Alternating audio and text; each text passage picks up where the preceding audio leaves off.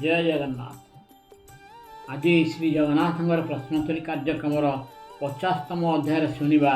प्रथम प्रश्न, श्रीमंदिर में मध्याह्न धूप केतेबेले हुए? प्रश्नटी आउ थे, श्रीमंदिर में मध्याह्न धूप केतेबेले हुए? यार उत्तर होउछि प्रत्यह भोगमंडपर भोग शेष पर मध्याह्न धूप होता है। आजिकार द्वितीय प्रश्न, श्रीक्षेत्र में कंडु आश्रम क्यों साहिरे अवस्थित? श्रीक्षेत्र में कंडु आश्रम क्यों साहिरे अवस्थित? यार उत्तर होउछि हरचंडी साहिरे कंडु आश्रम रही। आजिकार तृतीय प्रश्न, मुक्तिशिला नामक एक शिलाखंड श्रीक्षेत्र क्यों आश्रम परिसर में विद्यमान? प्रश्नटी आउ थे, मुक्तिशिला नामक एक शिलाखंड श्रीक्षेत्र क्यों आश्रम परिसर में विद्यमान? यह होउछि मुक्तिशिला भृगु आश्रम भितर विद्यमान। आजिकार चतुर्थ प्रश्न, श्रीक्षेत्र क्यों मठ अनवसर समय पणा जोगाए? प्रश्नटी आउ थे, श्रीक्षेत्र क्यों मठ अनवसर समय पणा जोगाई थाए? यार उत्तर होउछि बड़ ओडिया मठ अनवसर समय श्रीजीव मानकर पणा जोगाई थाए। आजिकार पंचम प्रश्न, श्रीमंदिर में आसन पकई बसिया अधिकार क्यों मठ को दि जाए? प्रश्नटी आउ थे, श्रीमंदिर में आसन पकई बसिया अधिकार क्यों मठ को दि जाए? यार उत्तर होउछि गोवर्धन मठ को केवल आसन पकई बसियार अधिकार दि जाए।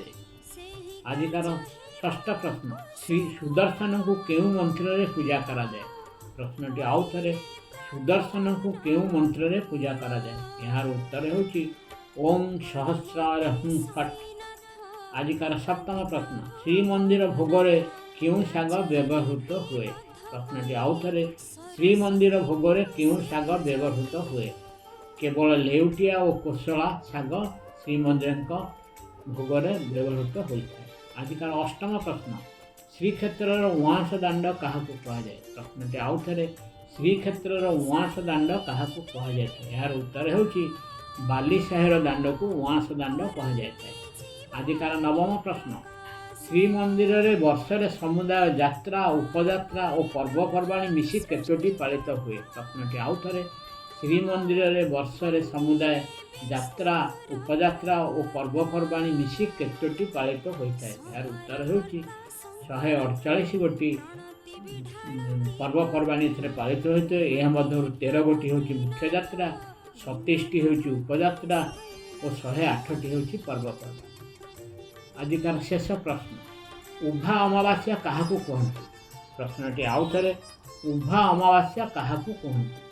आषाढ़ अमावास्या बा अणसर पर सर्वसाधारण दर्शन पाई श्रीजीव मान को उभा करा उभा अमावास्या कहते। आज एतिकी। हे प्रभु जगन्नाथ समग्र मानव जातिर समग्र संसार मंगल करंतु, यह ही मोर आपण पाखे निवेदन। यदि आपन को भिडियोटी भल लगी तेरे यहाँ सब्सक्राइब करंतु, लाइक करंतु, शेयर भी करंतु। जय जगन्नाथ।